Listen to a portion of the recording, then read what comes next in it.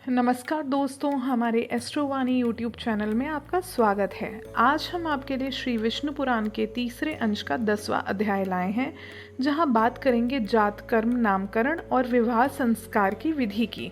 तो भगवान विष्णु का नाम लेकर शुरू करते हैं इस अध्याय को। सगर जी औरव जी से बोलते हैं, आपने चारों आश्रम और चारों वर्णों के कर्मों का वर्णन कर दिया। अब मैं आपके द्वारा षोडश संस्कार रूप कर्मों को सुनना चाहता हूँ। मेरा विचार है कि आप सर्वज्ञ हैं। आप मनुष्यों के नित्य, नैमित्तिक और काम्य आदि सब प्रकार के कर्मों का निरूपण कीजिए।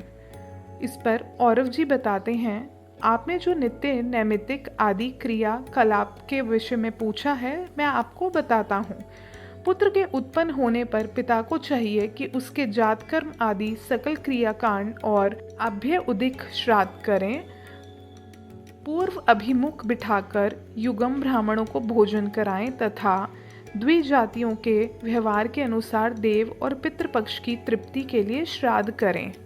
प्रसन्नता पूर्वक देव तीर्थ यानी उंगलियों के अग्रभाग द्वारा नांदी मुख पितृगण को दही, जौ, बद्री फल मिलाकर बनाए हुए पिंड दें अथवा प्रजापत्य तीर्थ यानी कनिष्ठ का मूल द्वारा संपूर्ण उपचार द्रव्यों का दान करें। इसी प्रकार कन्या अथवा पुत्रों के विवाह आदि समस्त वृद्धि कालों पर भी करें।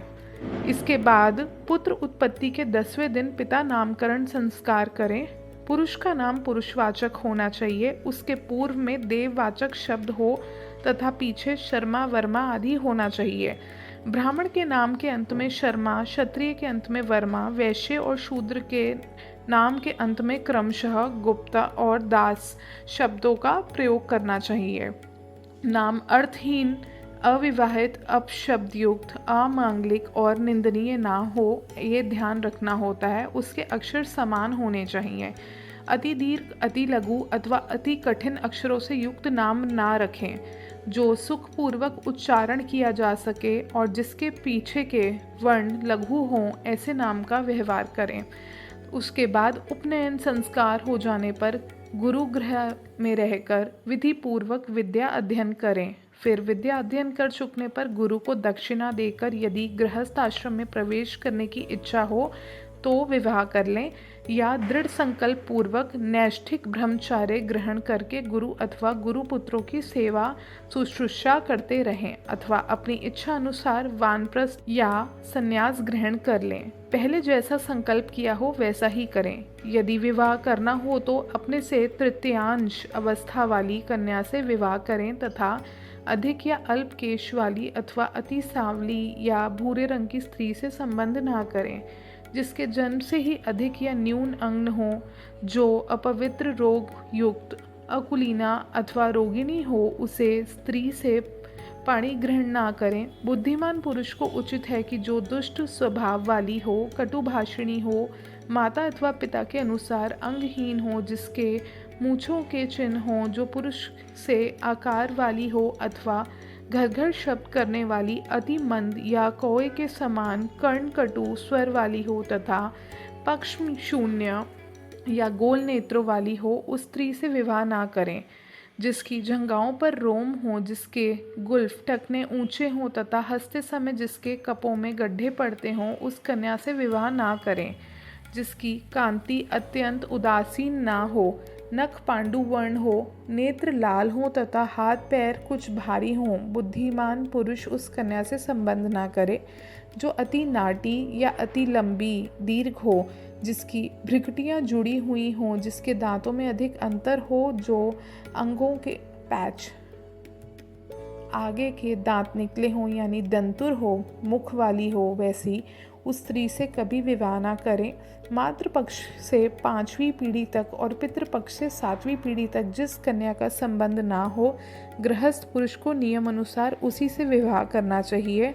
ब्रह्म, देव, आर्ष, प्रजापत्य, आसुर, गांधर्व, राक्षस और पैशाची 8 प्रकार के विवाह हैं।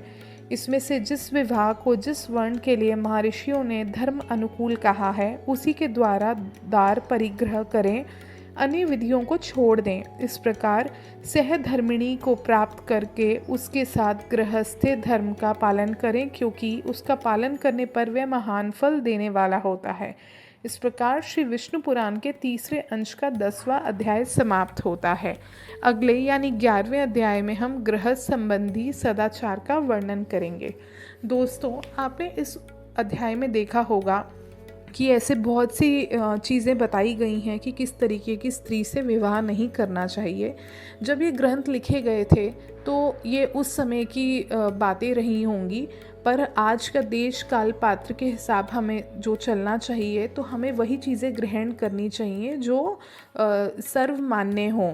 तो आपको कभी भी किसी भी लड़की, किसी भी स्त्री के साथ इस तरीके का जो भी बाहरी सुंदरता है उसको देखकर भेदभाव नहीं रखनी चाहिए, भावना कि हमें ऐसी स्त्री से शादी करनी है या नहीं करनी, या ऐसी स्त्री के साथ प्रेम संबंध में अगर हम हैं तो उसको शादी का रूप देना है या नहीं देना है।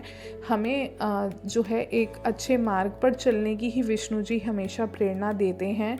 हमने पिछले पाठों में भी पढ़ा है कि हमें किसी के लिए जो है गलत नहीं बोलना चाहिए, निंदा नहीं करनी चाहिए, किसी का भूलकर भी हमें जानकर मतलब हमें उसका दिल नहीं दुखाना चाहिए। तो इन बातों को ध्यान में रखते हुए ही अपने कर्मों को निर्धारित रखें, और जब भी आप विवाह के लिए भी आगे बढ़ें तो इन चीज़ों को ज़रूर ध्यान रखें कि किसी का आप जानबूझकर दिल ना तोड़ें।